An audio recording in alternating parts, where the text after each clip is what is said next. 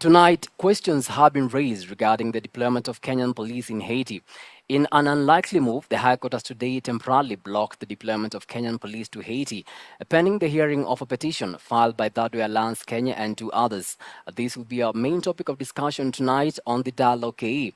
And to help us dissect the whole matter, I'll be joined by Tony Towet, an advocate of the High Court, Dennis Okore, a public policy consultant, and Rafael Obonyo, a public policy analyst. A very good evening to you and welcome to Hope TV Newswatch on this 9th day of October 2023. My name is Kennedy Kimani. Now, the High Court has temporarily blocked the deployment of Kenyan police to Haiti or any other country pending the hearing of a petition filed by the Third Way Alliance Kenya and two others. The petitioners argue that the Constitution does not envisage the deployment of police service outside Kenya, adding that deployment of police officers or the forces outside the country is a matter of great public interest and importance and can only be done in accordance with the provisions of the Constitution. Delivering the orders, Justice Chacha Mwita directed that the pleadings be served on the respondents immediately. Last week on Monday, the United Nations Security Council approved a year-long multinational security mission for Haiti, led by Kenya. Kenya has pledged to deploy 1,000 security personnel for the mission, seeking to combat a decades-long gang violence characterized by widespread murders, kidnappings, and extortion. To the imminent COP28, I also call for the attention of states, international organizations, philanthropies, and other institutions to attend to the severe environmental degradation in Haiti, which calls out for the urgent mobilization of collective action.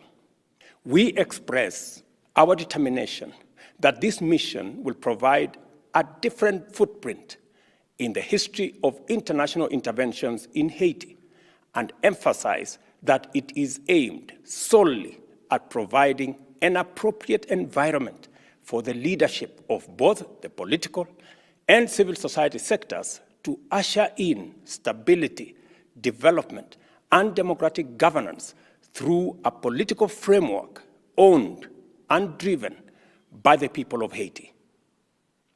The resolution marks an important moment in the history of global multilateralism as we engage in international collective action that places human security and dignity at the same level as state security and sovereignty and enables the nations of the world to discharge a collective moral duty of securing justice and security for all peoples of all nations. This is a mission for humanity, which connects boldly and directly with the founding principles of the United Nations and affirms our shared hope that justice is finally coming to the people of Haiti, who have borne the brunt of colonial plunder and repression, as well as post-colonial retaliation and exploitation, leaving them vulnerable to geological, climatic, and epidemic calamities. This moment also affirms the Pan-African commitment to our continent's unity to together with the African Union's policy of solidarity with the African diaspora in observance of our sacred duty towards our own flesh and blood, carried into captivity to suffer in chains in a world far away from home, and punished most severely over the centuries for claiming for themselves freedom, the most basic right of every human being. When newly independent states were investing in the future by building infrastructure, setting up systems of self-governance, and developing capacity to flourish in freedom, unfortunately, Haitians were being forced to invest in a cruel past by being made to pay for refusing to be slaves. As a result of this injustice, away from that, and President William Ruto has assented to the Privatization Bill 2023, a move that will see a speeding up of the privatization of non-performing state-owned enterprises. The bill has replaced the Privatization Act 2005, which was enacted before the implementation of the current constitution. The bill that was sponsored by Majority Leader Kimani in Parliament is expected to encourage more participation of the private sector in the economy by shifting the production and delivery of products and services from the public sector to the private sector. Our very own Faith Muli with more details. In a historic move, President William Ruto has officially signed the Privatization Bill 2023 into law, marking a significant departure from the long-lasting Privatization Act of 2005. The Privatization Bill, a brainchild of leader of the majority Kimani Ichung'wah, aims to streamline the privatization process, particularly for non-strategic or financially struggling government entities. This legislative change signifies a fundamental shift in encouraging greater private sector participation in the economy. President Ruto has emphasized that the new law is designed to eliminate bureaucratic hurdles in the privatization of government entities. The bill is expected to enhance infrastructure development and delivery of public service by leveraging private capital and expertise. In a departure from previous methods, the bill introduced diverse approaches to privatization, including initial public offerings, sales of shares by public tender, exercise of preemptive rights, or any other method defined by the cabinet. The proceeds from the sale of direct national government shareholding are mandated to be deposited in the consolidated fund, aligning with financial accountability measures. The Act has removed methods like liquidation and leasing that have been suggested in the 2005 law. Under the proposed changes, Treasury CS will appoint members of the Privatization Authority without oversight from Parliament, handling the exchequer, a greater role in the entities running. The bill provides for the privatization of entities such as the Kenya Energy Generation Company KENGEN, Kenya Pipeline Company Limited, Kenya Ports Authority, Eldoret Container Terminal, and Chemilil Sugar Company, among others. Reporting for Hope TV Newswatch, I'm Faith Muli. Thank you, Faith Muli, for that report. President William Ruto has commissioned the MV Uhuru 2, the first locally assembled ship at the Kisumu shipyard, commending his predecessor Uhuru Kenyatta for initiating the project. This comes after the former president orchestrated the move on the 2nd of August 2022 in response to the emerging increase in demand for transportation of goods through the lake transport by the regional countries. Chris Haji with more on the report.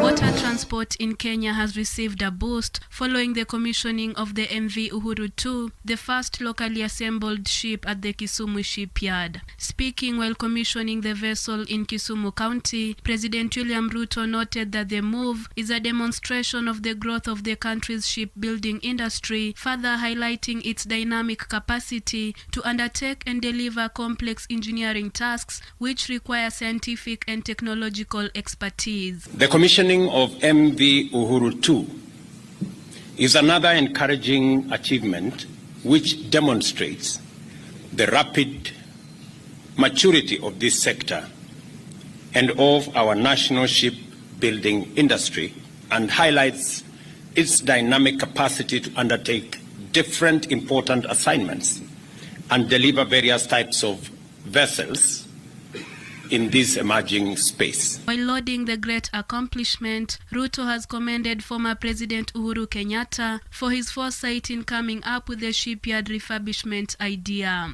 One morning he asked me for us to visit Kisumu and see what the military could do. When we came here, it was a heap of dirt, wreckage, and old buildings. To see what we are seeing here today is phenomenal. And I must say, both President Uhuru Kenyatta and the leadership of our military, with a lot of foresight, drove this program to where we are today. The head of state further exuded confidence that the Kenya Shipyard Limited is emerging as a leader in high-quality shipbuilding for the country's local as well as regional needs. The Kenya Shipyard is emerging as a center of shipbuilding and maritime excellence and is poised to become Kenya's strategic anchor in the development of our blue economy and all the resources associated with it. This event is therefore important as a critical component of the national agenda to catalyze the growth of the blue economy by channeling technology as well as local and foreign direct investment into a diverse industrial ecosystem with distinct clusters assembled around shipbuilding.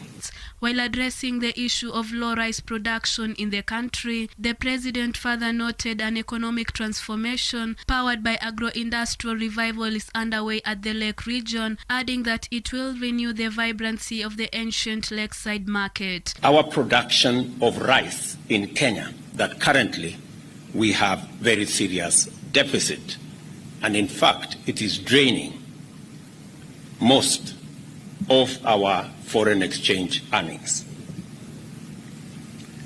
This is why we are confident that an economic renaissance powered by agro-industrial revival is underway in the region.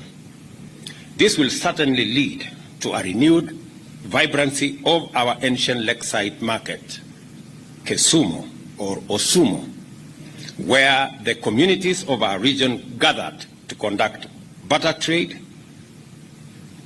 of highly needed commodities. Reporting for Hope TV Newswatch, I'm Grace Ahati.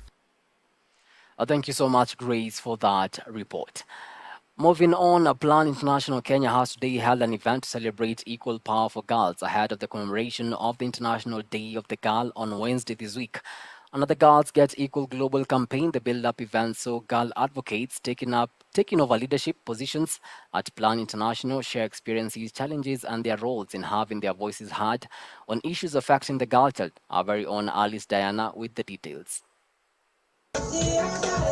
Teenage pregnancies, gender-based violence, and drug abuse are some of the challenges girls and women, especially in slum areas, face.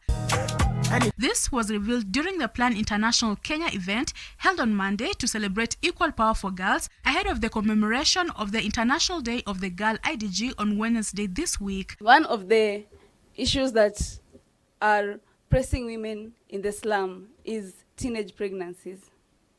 But why teenage pregnancies?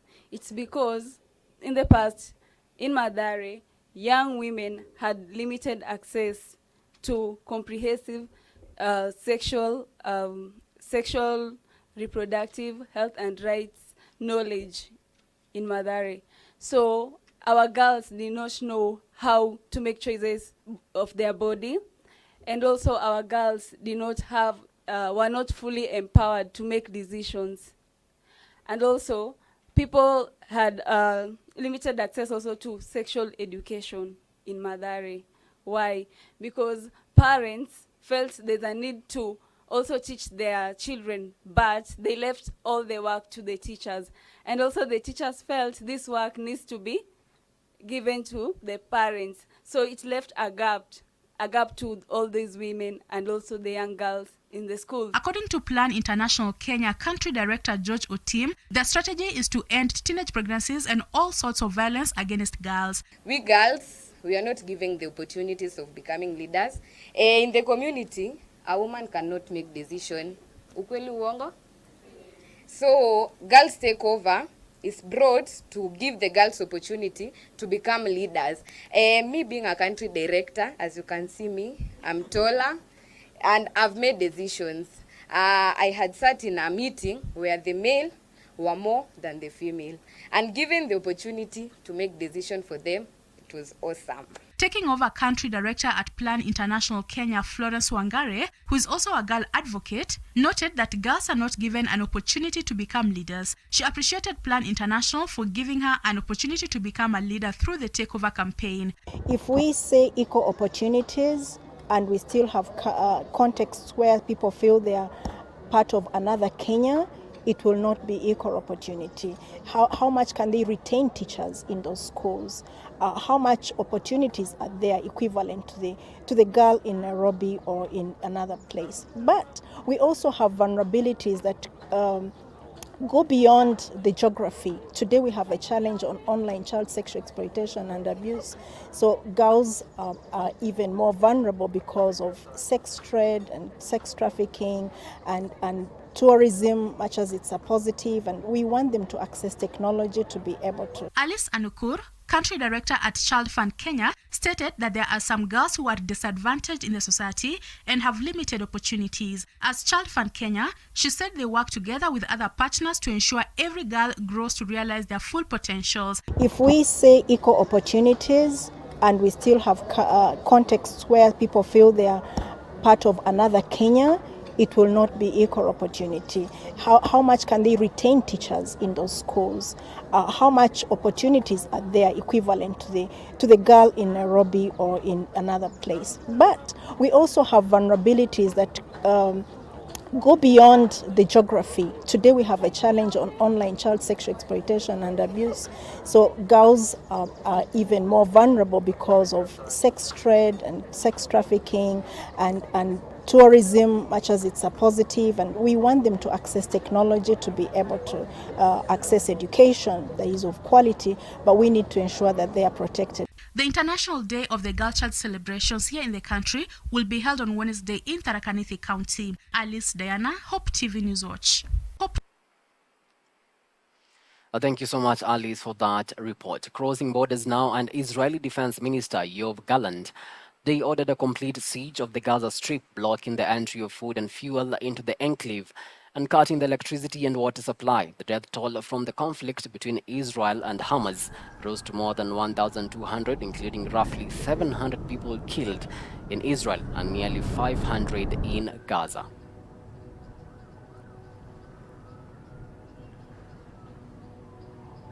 On that note, it's time for a quick breather here on Newswatch, but after the break, I'll be back with the business and sports news.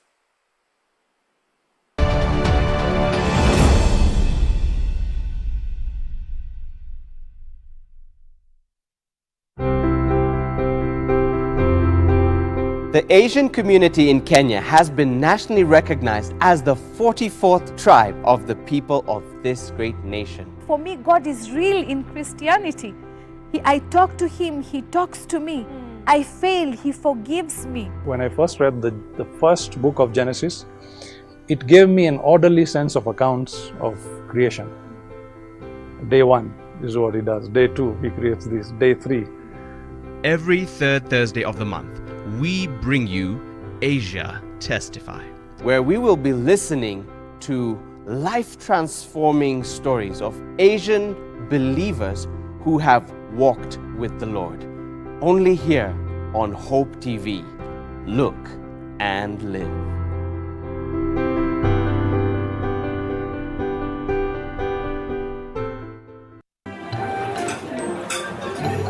I've actually been trying to find a balance. It's been really tough and hectic, but everyone says once you get a hang of it, it becomes better, and I don't know, but I'm hoping to find a balance soon because it's really been hectic. But you've been in the job industry for a long time, so I think you would know better. Single. Huh? What time is it? I need to catch up on Leadership Forum. Did they have a radio here? Never mind. I brought my own. No way. You can't be serious. Wait, why do you have a radio and you can just catch up with the shows on Hope FM podcasts? Really? Even Meet of the One? Yeah. I mean, you can find them on whatever platform, name it. AfriPods, Google Podcasts, Apple Podcasts, Spotify, you name it. But I'm not subscribed on any of them. So no worries. You can just check out their latest episodes on hopemediakenya.org. You can now listen to select Hope FM programs on your favorite podcast streaming platform or directly on our website www.hopemediakenya.org. Listen and live.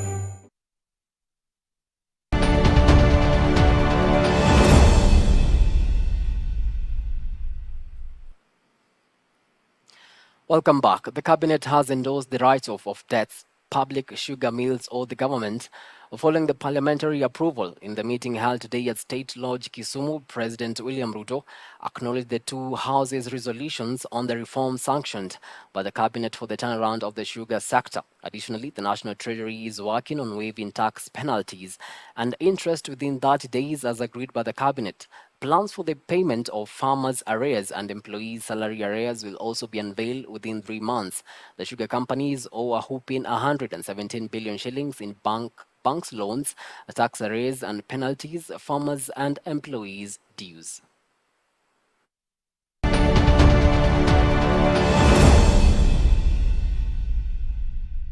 And to some sporting action now, Bidco United have secured a 2-0 victory over Bandari today at the Kasarani Annex. Bidco United took the lead in the 22nd minute when Sharif Musa scored through an assist from his goalkeeper. 10 minutes later, Thomas Wainaina stretched their lead after Joseph Ochula parried Chris Opondo's delivery his way. In the other remaining fixture of round 6, pitting Mohoroni Youth against KCB at Mohoroni Stadium, the Bankers beat Mohoroni Youth, taking the lead in the 33rd minute after Hanif Wesonga found the back of the net. However, the match was abandoned in the 90th minute, with KCB leading by a goal. This decision, occasioned by crowd trouble, was arrived at to guarantee the safety of the players, match officials and fans. Consequently, the relevant FKF body shall make a decision on the match upon receipt of the match officials' reports. Bidco ni kama amepangia game vizuri sana na mpango umefanyika vizuri. Walikuwa watuachi tuanze mchezo ku build up kwa nini kwa wachezaji wetu wameshindwa kusoma hilo na kujaribu kuja na mbinu nyingine ambayo tulikuwa tunajua nini la kufanya, kwa sababu tushajua kwa Bidco watafanya hivi, na tulikuwa tumepanga mbinu yetu ambayo hawakuitekeleza, na pia makosa ya kibinafsi yamechangia katika mabao kufungwa ile ya kwanza, na mchezo wa mpira wa hivyo. Cha kwanza kidogo mpira zote zenye zilikuwa zinaingia kwa attacking third yetu zilikuwa very dangerous balls, and then having that first half tulikuwa tunafunga mabao mawili again, na Bandari tulijua bado second half watakuja wakiwa juu tena, maana walikuwa wanatafuta hizo mabao. Tulichukua a defensive approach, maana imesha 2-0. Now, the national football team Harambee Stars have safely arrived in Turkey ahead of their friendly match against Russia. This comes after Stars head coach Indin Firat unveiled the 23-man squad for the upcoming friendly match, which is set to be played on Monday next week. The squad has a blend of local and internationally based players, with Vincent Harper and Ronnie Onyango earning their maiden call-up to the national team. Tuskers Brian Abuire, South Africa-based Ovela Ocheng and FC Leopards Clifton Miheso are returning to the squad. Captain Michael Olunga, Masoud Juma, Joseph Okumu, Brian Mandela, Johnston Omoro, Eric Ouma, Amos Nondi, Richard Odada and Teddy Akumu are some players forming the foreign-based contingent.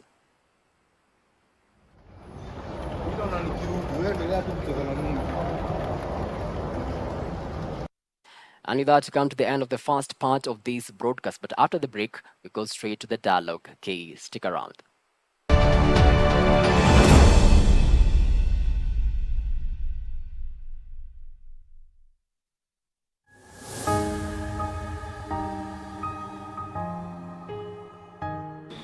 Watu wa Mungu, Bire the vocalist hapa.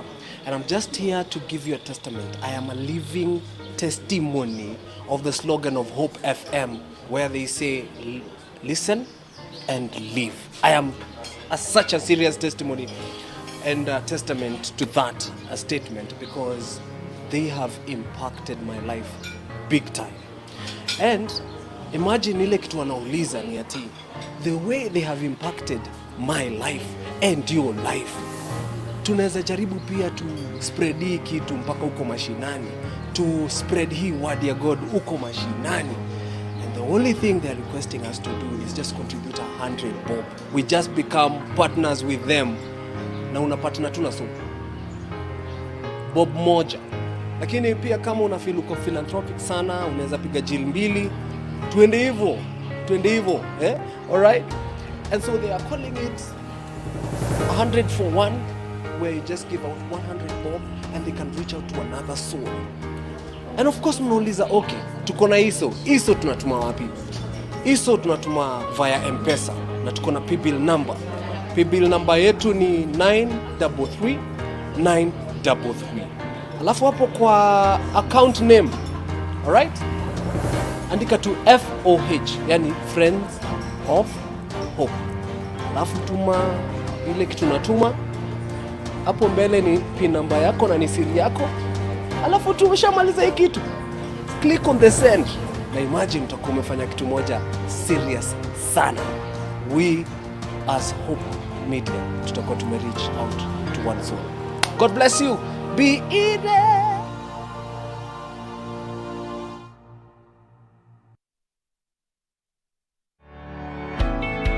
Yesu ndiye njia. Juu ya mwamba huu nitalijenga kanisa langu. Hapa leo hii tuko na msikiti wa Mariamu, msikiti wa Yesu.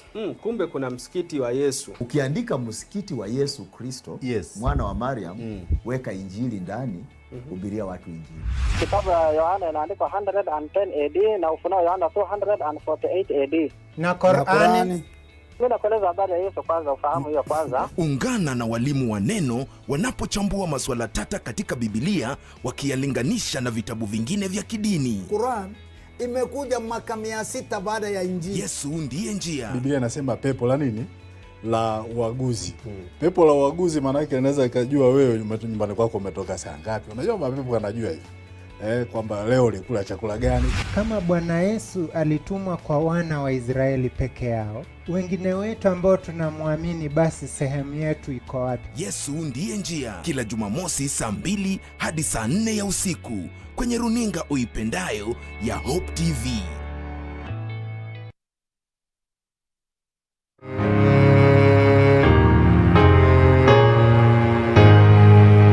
My best part about being a Hope FM listener was Hope Through the Night. My radio was always on at night, just worshiping and getting the sermons at the top of every hour. And it really made me a stronger worshiper. It made me a stronger worshiper. My best part about being a Hope FM staff has to be treasure hunt with the boys and girls every Saturday morning, being Auntie Rhoda. Oh, I just loved teaching the children.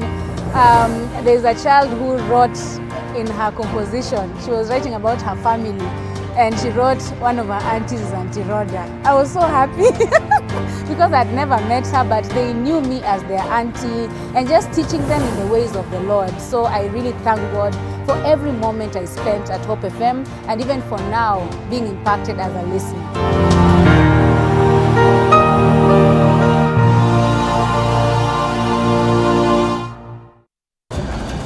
Je, ushawahi kuweka jambo kwenye mizani? Ushawahi kupata uzito wake? Haya basi, usitapetape zaidi. Naomba unigande, maana mizani ipo hapa kwa ajili yako. Vyakula na mbegu za kitamaduni, na kutuliza fikra na kukuwezesha kupima masuala ibuka katika jamii, tena kwa busara.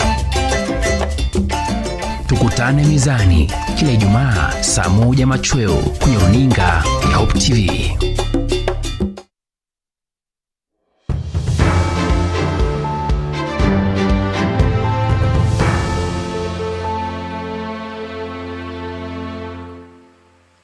Welcome to the Dialogue KE. Tonight, many questions have been raised concerning the deployment of Kenyan police officers to Haiti. And to help us dissect this whole matter, I'm joined by Dennis Okore, a public policy analyst. Karibu sana. Thank you. Rafael Obonyo, a public policy analyst. Sorry, Okore is a consultant. I have to put that correctly. And Tony Towet, an advocate of the High Court. Thank you so much. Karibuni sana, gentlemen. Thank you. Let's I just want to have your reaction, Wakili, regarding the High Court's temporarily blocking the deployment of Kenyan police to Haiti.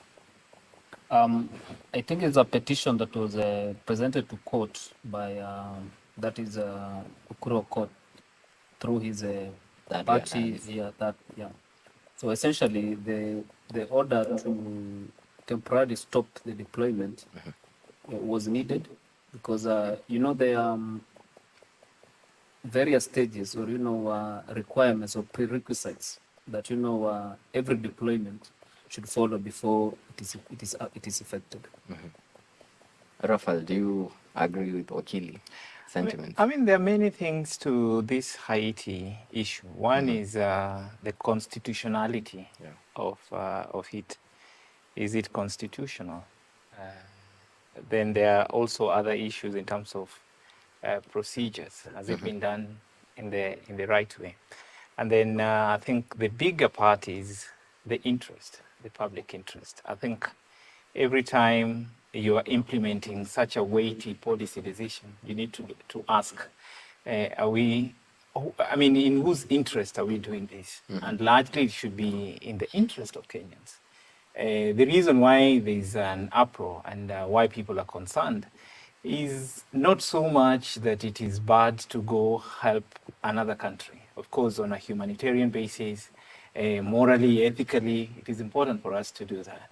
But then you ask yourself, what is our interest in Haiti? I mean, if it was Burundi, if it was Rwanda, if it was Congo, of course, Towet has talked about the legal procedures, which are very, very important. But most importantly, what is Kenya's interest in Haiti, a country that doesn't have a legitimate government in the sense that all the officially elected leaders have all their terms have expired.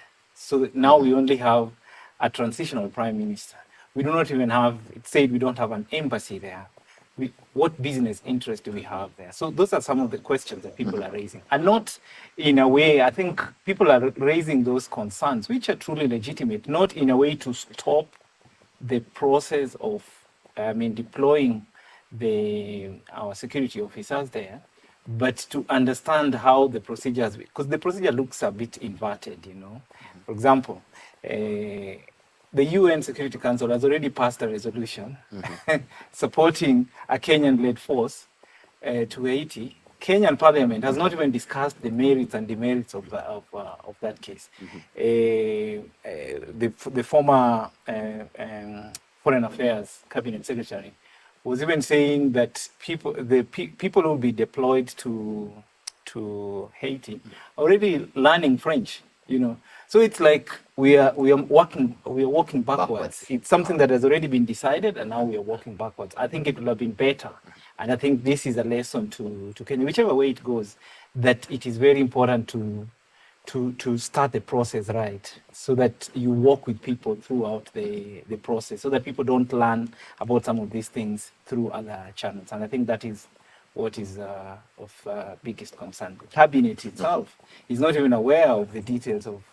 There's no cabinet discussions on this. There's no memo on this. So those are some of the things that people are questioning, and especially the common mwananchi out there. All right, Dennis, let me pick your mind on this issue.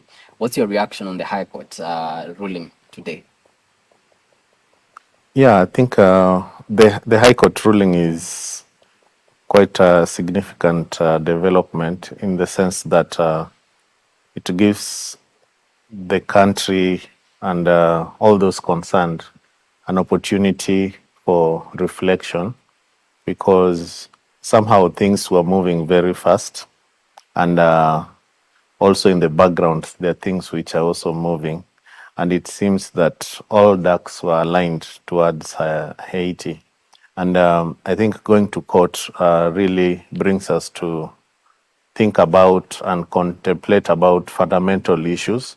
And for me, I look at it not just from a legal point of view, but also very critically in terms of what the Constitution says. If you look at Chapter 14 of the Constitution, which really stipulates the architecture, the functions, and what our security agencies are supposed to do. And it now will be a question of process, legality, but also looking at what my colleague Raphael has mentioned in terms of interest. But I think the issue of interest is also quite significant because of the recent happenings in the global stage, the pronouncement by the president, and also the reaction of some of the countries like Americans who have been there very significantly, not only in this dispensation where there's been a civil upheaval, but even during the Haiti earthquake. America has been so much there, and also the French. So why Kenya? It's a big question that I think going to court now will really bring this into the public domain, and we really align where the public interest, the foreign interest, and even where our foreign policy lies in the whole conversation. Talking of the legality of this whole issue, let me let me introduce you to this now. Former Defense CS Eugene Wamalu and also former Chief Justice Willie Mutunga have actually labeled the move as illegal and risky. As an advocate, do you agree with the sentiments? If I try to look at the legality of it, it will, severe from the political view of everything. First of all, when you asked about the courts today, I think it's a right of everyone to go to court. That's according to Article 258 of 1 of the Constitution. But again, if we try to look at the legality of everything, you see the president has given a promise. He has offered. To offer and to promise does not mean action. It means that you, as an embodiment of the people of Kenya, the symbol of unity and the voices of people of Kenya, he has offered to deploy. And when it comes to issues of deployment, the legality of deployment, there are three tiers of deployment that is envisaged in the Constitution, and also enabling laws. That will be the National Police Act. We also go to the National Police Commission, and also goes to the National Police would be transfers and deployment regulations of 2015.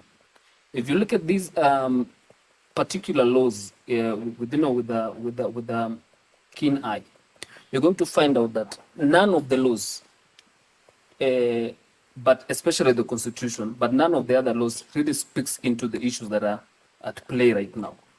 The issues that are at play right now are those ones that are covered under Article 2526 of the Constitution, where it says that those charters, those conventions that have been ratified in Kenya, this one including the UN Charter, that enabled the pronunciation of the president.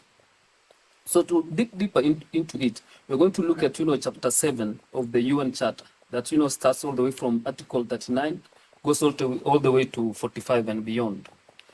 When an issue has been picked up by the United Security Council that shows that it can destabilize global security, there are means in which the National Security Council, which Kenya is, has ratified as among the laws that is going to apply in Kenya, it is going to invite its member states to provide facilities, equipments, and territory access, so that they can be able to quell down such things that could cause a threat to international security, global security. When you come to the ratification, once there is something called a multinational, it's called MMS, multinational security something, that each and every once it is passed, for this one it was passed by 13 countries, and Russia and China absconded, or they did not vote for it. But it doesn't outweigh the reasons why the vote by about 13 countries. So to say this is to say that what the president has done is illegal to some extent, because he has just offered. And in Kenya now, when you talk about Article 240 of the Constitution, that is Article 240 sub Article 8 of the Constitution, we are talking about a decision that will be made by the National Security Council. National Security Council is chaired by the president, by the deputy president, the cabinet secretary for defense, cabinet secretary for the interior, and all those other people, attorney general, and all those other people. Once they sit down and pass a resolution, it is going to be subject to the approval of the National Assembly. That's why Kithure Kindiki... Actually, yesterday he said that the parliament is going to approve the same. So when my friend says that it has been done in reverse, I do not think so. This is just an offer the president gave when they sat in that, national security, could be council or something. So now there's giving the aspiration of its people to participate in restoring global peace. But the question is, why allow Kenya to go to the mission in Haiti while the parliament is not approved? Why don't we start the process from bottom all the way to the top? I have a simple answer. I have a simple answer to that. When the president left the country, when he was going to the meeting in wherever that was, he did not know the resolution of the National UN Security Council. That, this one, when everything was discussed, and under Article 39 of the UN Charter, it popped up as an issue, the Haiti popped up as an issue that requires, international intervention by member states of the UN. So this means that you have, as a representative of the people who you have, taken initiative to go to such meetings, you have to have, a resolution as a person that I offer this and this and this and this. Then when you come to back to the country, then you come now and regularize it. So I'm very sure the president is not acting, in ignorance. President has, people who advise him that know what is going to happen. Because especially right now, of course, that right under Article 258(1) cannot be taken away from the people, cannot be taken away from the court. But there is one thing that we need to, amplify, that everyone should know, that the president is acting the best interest of the country. Best interest of the country. He has talked about interest of the country. We do not have any interest in Haiti, but we have interest in global security, and any destabilization in the global security would affect Kenya. Common Mwananchi will argue that we have our own issues. The issue of Al-Shabaab in the country, in the coastal areas, the issue of the bandits. We are yet to calm all these situations. Why do we need to go to Haiti? Yeah, and I think that is one of the issues that has been raised in the petition that has been submitted to High Court on the issue of public participation. What is the public saying about all this? And we are a country of laws. The Constitution is the foundation of our republic. It's really not about the person in office. If it was about the person in office, today it will be Towet, a very good, reasonable gentleman. Tomorrow it might be Raphael Obonyo, a vicious, self-centered, greedy human being. So we cannot really rely on the person in the office. The only thing that we can rely on is the Constitution. And that's why the question should be not about the interest of the person in the office, who is the president of the republic, but is it in line with the Constitution? So that tomorrow, when someone else is in the office and does not necessarily have the interest of the people, we can hold him accountable using the Constitution. So that is one thing. The other thing that I would mention is Towet says the president offered. He just spoke and gave the aspiration. Remember, when you hold an office, a public office, a state officer, and especially at the level of presidency, whatever pronouncement you make, those are policy pronouncements.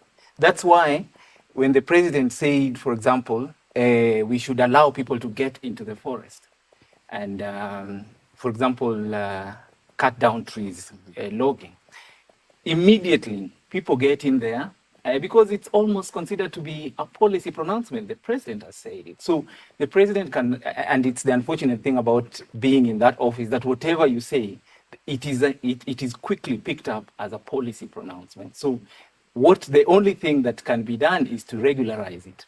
but you cannot dismiss it because it's almost considered to be a policy pronouncement. That's why it's very, very important that whenever the president says anything, he should know that that is almost a policy pronouncement. And lastly, is that the Haiti issue, Towet, is not an urgent matter. This is not a matter that came up yesterday. The Prime Minister of Haiti presented this request to the UN Security Council 1 year ago, not yesterday. This is not something that came as a shocker to anyone. This is something that the UN Security Council has had for the last 1 year.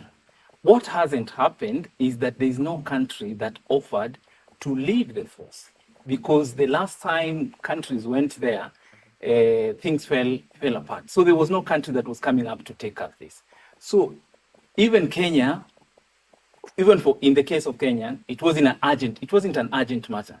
The president would have still said, give me time to go back, because we're a country of laws, to go and engage the various apparatus or institutions that are required, and then we can take it through the other process. Because actually, even now, the deployment is not being done tomorrow, next week, next month. This is a deployment that even the UN Security Council does not know the timeline. Mm-hmm. The only thing that it has done is the approval.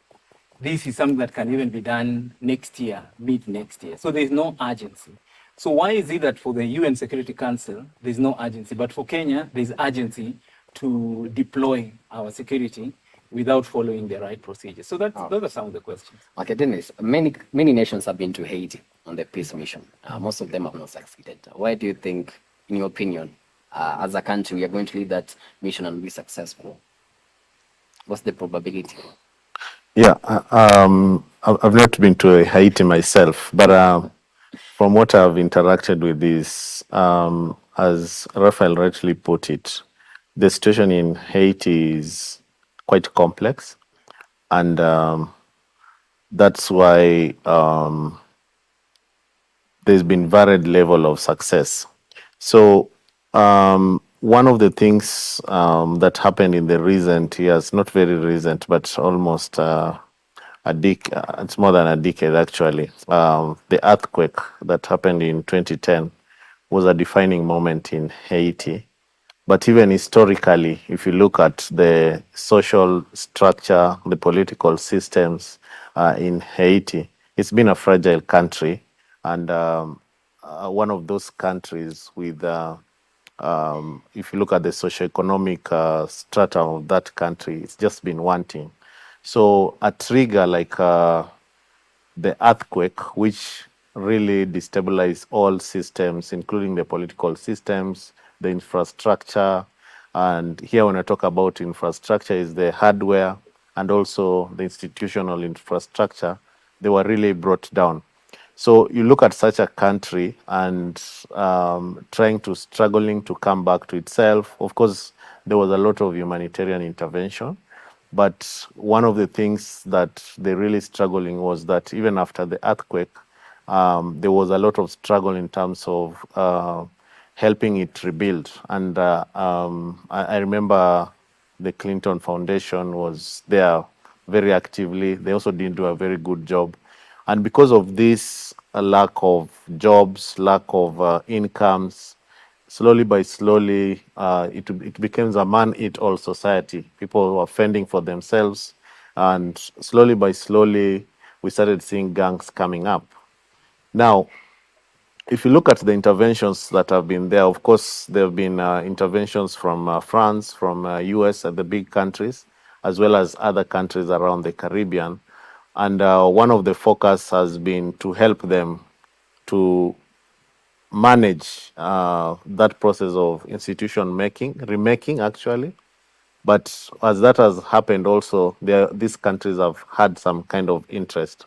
So I will see that as a sign that maybe perhaps the president of Kenya will have considered to see why we need to come back, and I really concur with what he has said, that he will have come back and reflected and not made an announcement the way he did. But looking at Kenya has had some level of success in such kind of interventions before. During the Yugoslavian crisis in Kosovo, we've intervened in other areas in Sierra Leone. in West Africa and all that, and around our neighbors, in terms of supporting those countries, not just on peacekeeping fronts, but also supporting them in terms of putting up some institutions like for peace and security, and even like right now in the Tigrayan region. But one of the things that makes this a complex affair is that previously we've used the military, and Wakili has really given us the statutes that really govern this. And if you look at Article 238, 239, and 240 of the constitutions, those articles talks about the principles of national security, the composition, as well as the National Security Council, which he has really talked about so well. So you will see here, one question is why deploy the police and not the military?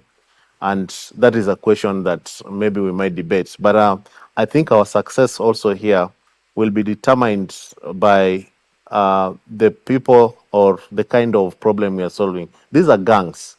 It's so easy to control or deal with people who have an ideology. Like they could be militants, they could be some rebel groups. They're governed by an ideology.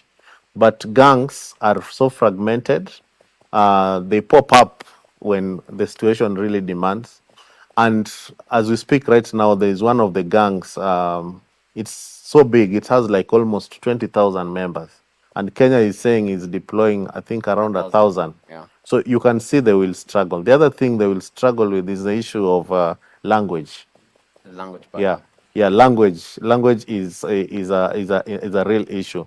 The third thing is looking at it from a social perspective is that the gangs have some camaraderie that is there that also, in one way, harming the people. So it depends on how this force that Kenya is sending there will endear themselves with the people of Haiti, which I think will really take a lot of time. So chances of success is very limited. I don't see how it will happen because even the people of Haiti themselves, they are like we've been seeing some images already of some demonstrations, and those are gangs. Yeah. Those are gangs. Actually, the gang leader warned against the deployment of Kenyan police in Yeah. Haiti. I don't know. Inisa said that the success of the mission will be quite limited. How about you? Do you think?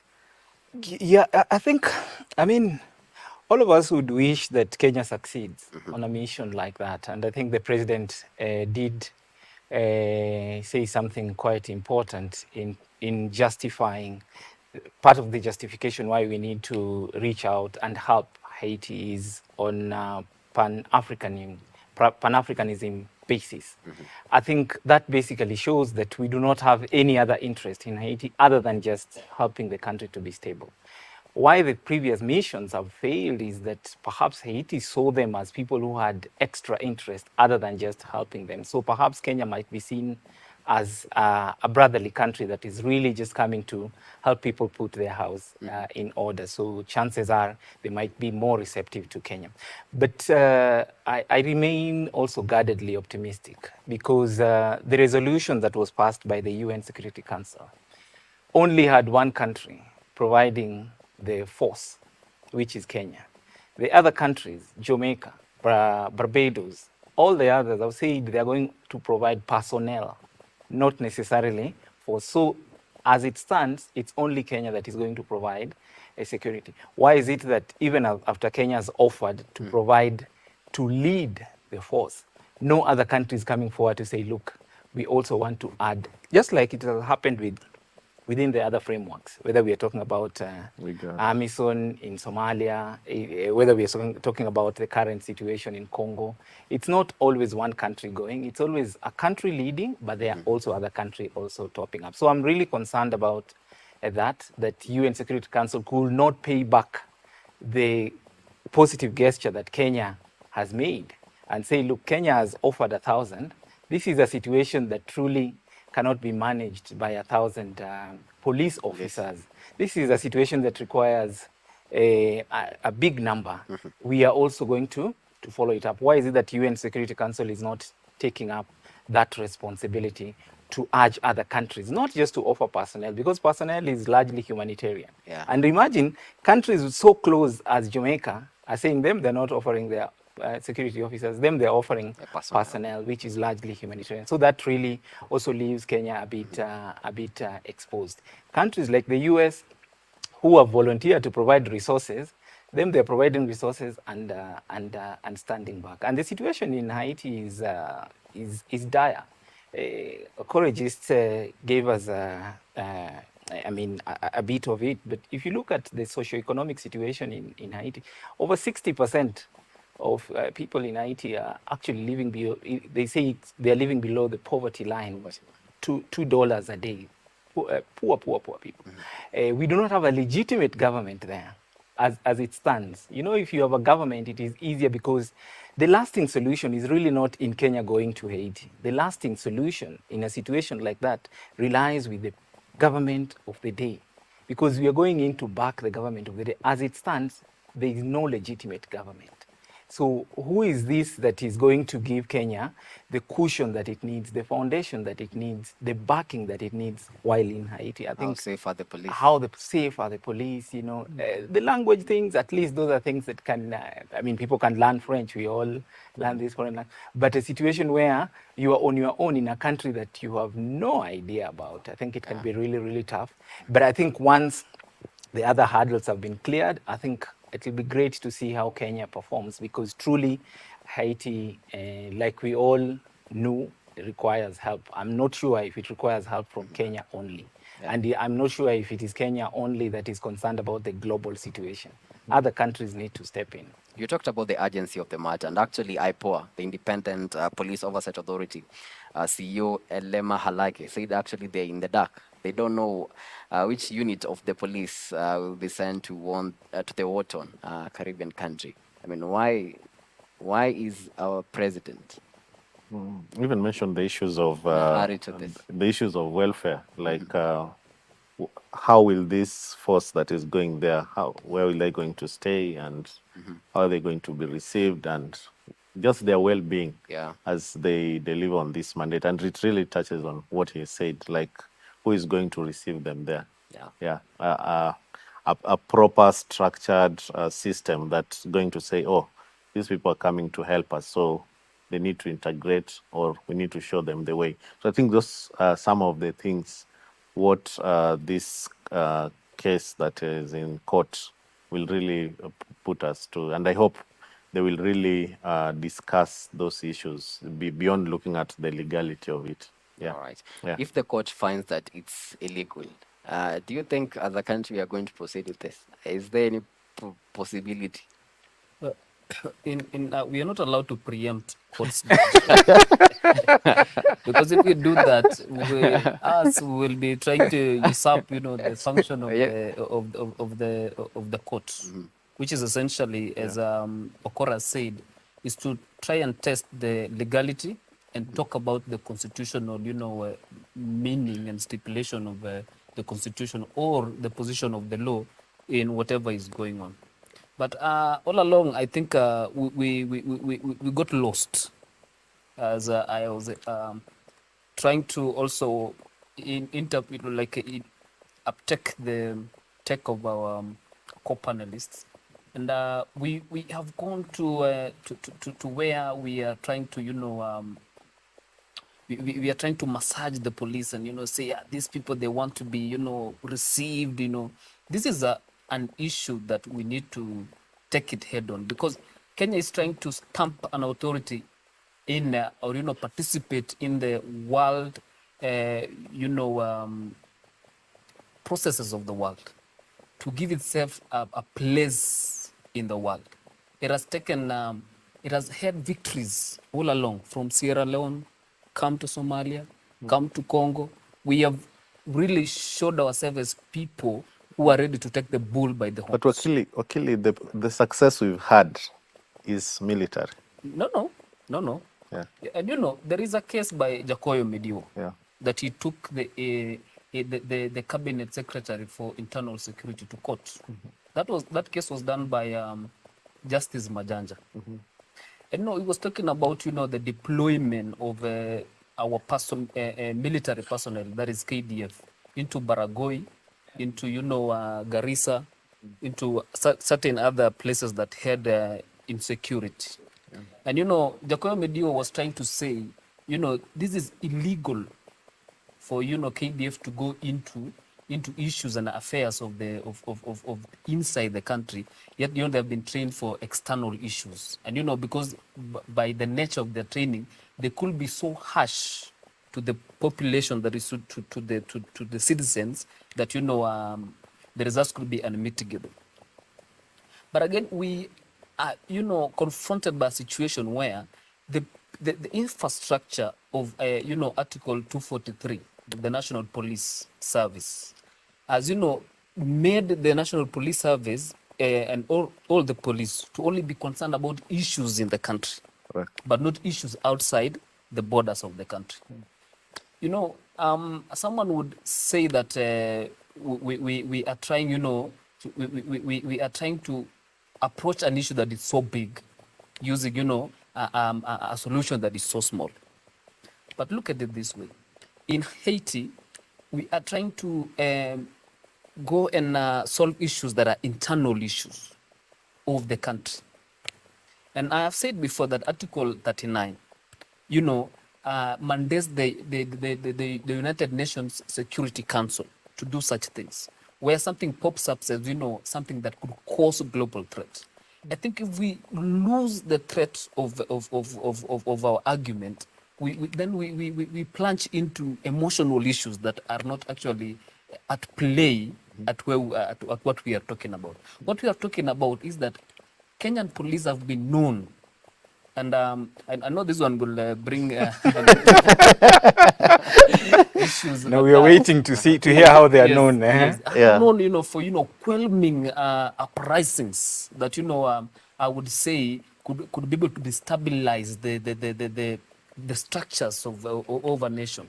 Essentially, when we talk about the Haitian situation, their topology, political topology, has been toppled down because these gangs that Okore has said have been able to have an upsurge so that the whole nation is now under threat. The function of the police of Kenya, among other people, among other humanitarian personnel that we have been told are going to be deployed there, is to assuage the let's say, let's take it like a big bowl that has a boiling water, and everything is boiling inside, and the police are sent there so that they can assuage it, to be able to let it out and let the country work again.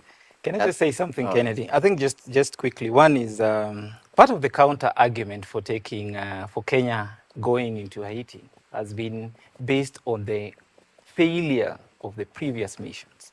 And what was the failure of the previous missions? One of them is the use of force on the populace, because the use of force in a foreign country can cause even bigger problems. And that is why you normally see when UN Security Council or UN peace missions or AU peace missions are sent to a country, it is never to harm or quell it is always to find a way of just stopping them from engaging in violence without using force. So in this case, and Okore has told us, we are dealing with gangs. These are not people you are going to engage and interact with, and you're going to use force. And that is what the UN Security Council didn't want to discuss, of how are we going to, what approach are we going to use in a situation where there is no legitimate government. So that is one. Two, if you look at the mission in Iraq, the US mission in Iraq, part of the reason why it failed, and now Libya, part of the reason why we are having the kind of situation that we have both in Iraq and Libya is because there was no government to hand over to after you've stabilized, you've done what you call stabilizing the country. Whom did US hand over the country to after they said they had already quelled everything? Whom did they hand over to in Libya after they said they had quelled over to? So that is what is going to happen in Haiti if there is no, if this matter is not thought through properly. Because Kenya is not going to be there for forever. Kenya has to hand over to. Remember, the reason why actually the situation in Haiti, the UN Security Council is taking it seriously, and the US as one of the countries with veto powers, is because Haiti is supposed to do elections. So all this stabilization is for Haiti to have an election. Are we ready for a situation where if election doesn't happen, then Kenya will be there for the long haul? I really don't know. So that is why it is very important to have someone on the ground, so that after you've done all these other things, you hand it over, because Kenya is not going to take over another country. That is called occupation. You cannot do that. Okay, as you conclude, Dennis, as a country, moving forward, should we abort the mission or proceed with it? In your own opinion? Yeah, for me, I will look at the country as Kenya, and we have a couple of challenges, and I think we need our police more than they're needed in Haiti. And I say this because if you look at even the ratios of citizen, like one police serves approximately 190 people, yeah.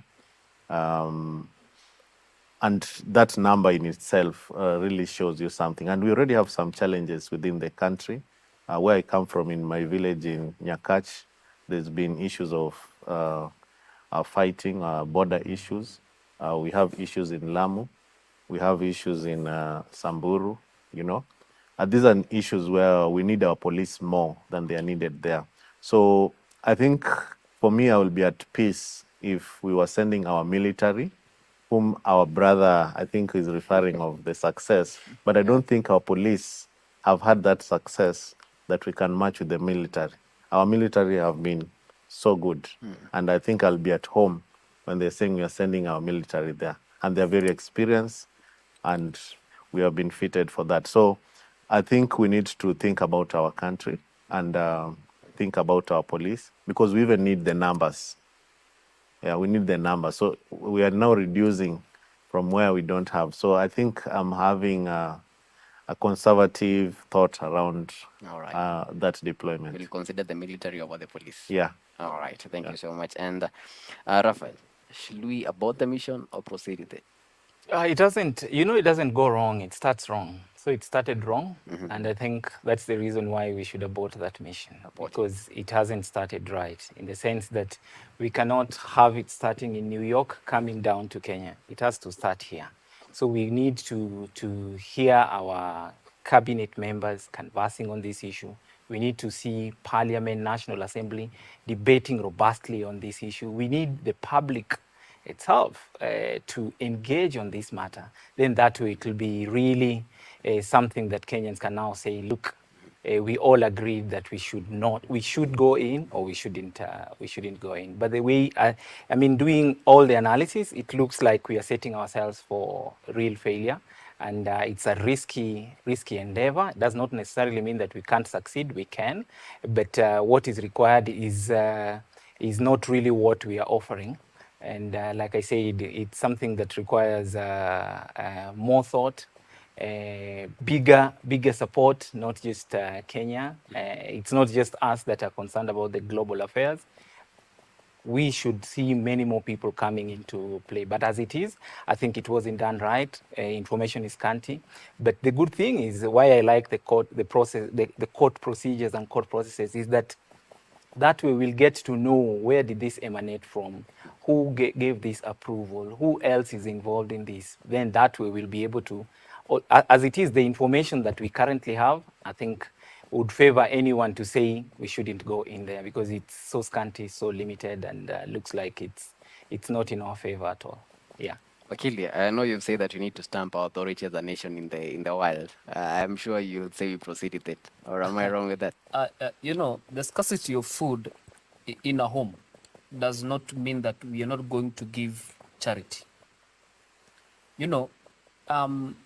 Our inability to help ourselves, just like Okore has said, does not mean that we are not going to help others. And this is a chance that has presented itself, so that our police officers could learn more, so that we could expose ourselves to possibilities that has ever presented itself before. So we should proceed with the mission. I believe that, apart from the regularization, which, involves only the issue with, Article 240 sub Article 8, I do not, and I do not think that there is any barrier for us to be able to make a name for ourselves and be able, to take the lead in the continent. As you know, we are also trying other things, inside the country and, a continent as a whole.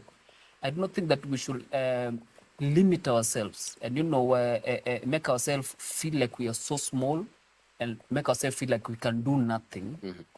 When, the situation has presented itself and it needs men to handle it. And I believe Kenyans, they say that, an average Kenyan man, could serve in the US military without even having any issue because they are tough already. All right, I guess that's a good point to end it there. Kenyans are tough already. Let's wait and see what the courts will say regarding the matter. Thank you so much, gentlemen, for your time. That has been Dennis Okore, a public policy consultant, Rafael Obonyo, a public policy analyst, and our advocate in the panel, Tony Toet. Thank you so much for your time. And thank you so much for watching the Dialogue KE. Let's meet again next week on Monday, same place, same time. I've been your host, Kennedy Kimani. Enjoy the rest of our programming.